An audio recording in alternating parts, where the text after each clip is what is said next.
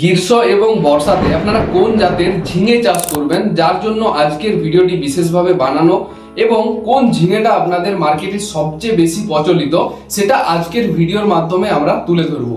পাশাপাশি এই জাতের বীজগুলো আপনারা খুব সহজে আমাদের এখান থেকে ক্রয়ও করতে পারবেন। তাই সম্পূর্ণ ভিডিওটি দেখার অনুরোধ রইল। কিভাবে আপনারা বীজ নেবেন, কখন চাষ করবেন এবং কোন জাতটা সবচেয়ে ভালো ফলন দেবে, সব কিছুই থাকবে আজকের ভিডিওর মাধ্যমে।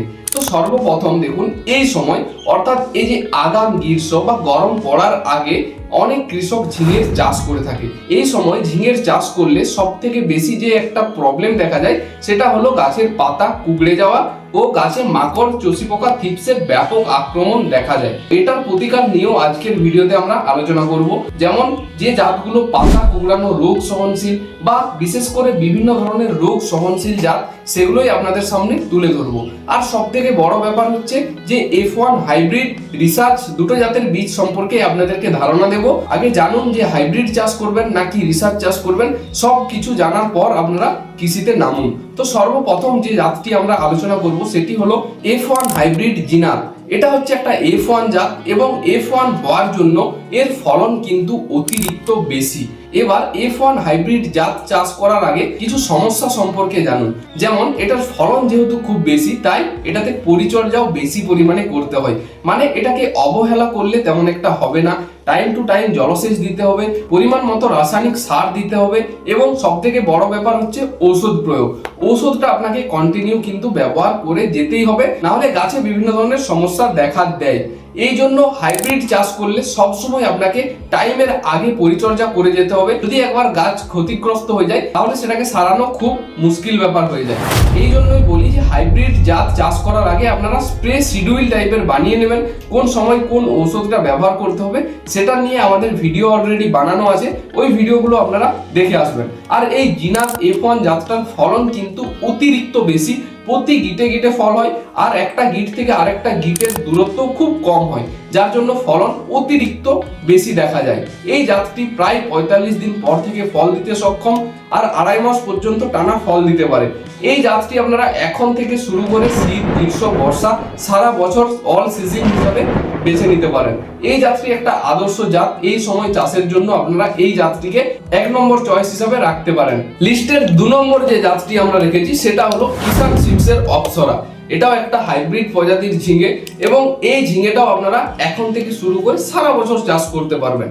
এটাও F1 হাইব্রিড হওয়ার জন্য ফলন কিন্তু অতিরিক্ত বেশি বা প্রচুর ফলন আপনারা বলতে পারেন। এই দুটো জাতকে F1 হাইব্রিড জাতের জায়গায় আপনারা রাখতে পারেন যারা হাইব্রিড ঝিঙের চাষ করবেন।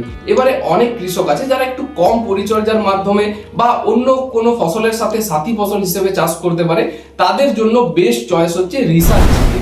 এবার আপনারা কোশ্চেন করবেন যে রিসার্চ ঝিঙে কোনটা আমরা চাষ করব। রিসার্চ ঝিঙের মধ্যে সব থেকে বেস্ট ভ্যারাইটি হলো রামধেনু, যেটা হচ্ছে দাসপুর সিড সেন্টারের মিডিয়াম সাইজের ঝিঙে হয়। খুব লম্বাও নয়, খুব ছোটও নয়।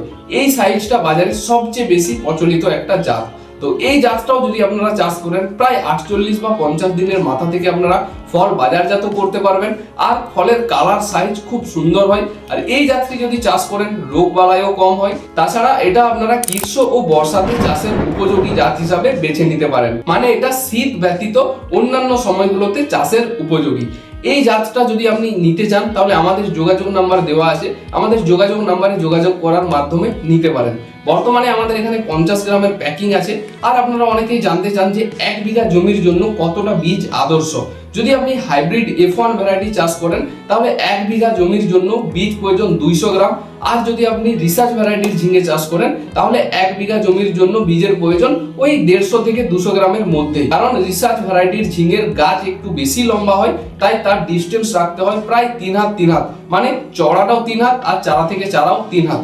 2 থেকে 3টে করে বীজ দিলে আদর্শ। হাইব্রিডের ক্ষেত্রে বেডটা তো 3 হাত করবেন, কিন্তু চারা থেকে চারার দূরত্ব 2.5 হাত করলেই সব থেকে ভালো হয়। এক্ষেত্রেও বীজের পরিমাণ 2 থেকে 3টে করে দিতে পারেন। আজকের ভিডিওতে আমরা মোট 3টি জাত সম্পর্কে আলোচনা করলাম, যার মধ্যে 2টো হাইব্রিড এবং একটা রিসার্চ ভ্যারাইটির, যেটা হলো রামধেনু। এই 3টে জাতি এখন সুটেবল বা এখন অনেক কৃষক চাষ করতে যাবেন। এই সময় আলু তোলার পর বা বর্ষা পর্যন্ত এখন কন্টিনিউ ঝিঙের চাষটা হবে। কিন্তু যদি আগাম ভাবে ঝিঙে চাষ করেন তাহলে বাজারে সবচেয়ে ভালো দাম পাওয়া যায়। তবে হ্যাঁ, এই সময় যদি ঝিঙে চাষ করেন একটা জিনিসের দিকে লক্ষ্য রাখতে হবে, সেটা হচ্ছে চষি পোকা মাকড় বা থিপসের যে অ্যাটাক। এই সময় খুব বেশি পরিমাণে এর আক্রমণ হয়, তার কারণ মাঠে অন্যান্য দেখবেন সবজি তেমন একটা থাকে না, বা আলু তোলা হয়, আলু তোলার পর যে জমিগুলো ফাঁকা থেকে যায় বা আলু গাছের যে সমস্ত টিপস সবকিছু এই ঝিঙের দিকে আক্রমণ করতে থাকে। তার জন্য আমরা ঠিক করেছি যে এই ভিডিওর পরে আমরা একটা ভিডিও বানিয়ে দেবো যেখানে ঝিঙের জন্য সমস্ত স্প্রে শিডিউল, মানে চারা বেরোনো থেকে শুরু করে একদম শেষ পর্যন্ত বা ফল আসার আগে পর্যন্ত কোন সময় কোন ঔষধটা ব্যবহার করতে হবে সেগুলো আপনাদের সামনে স্টেপ বাই স্টেপ তুলে ধরবো।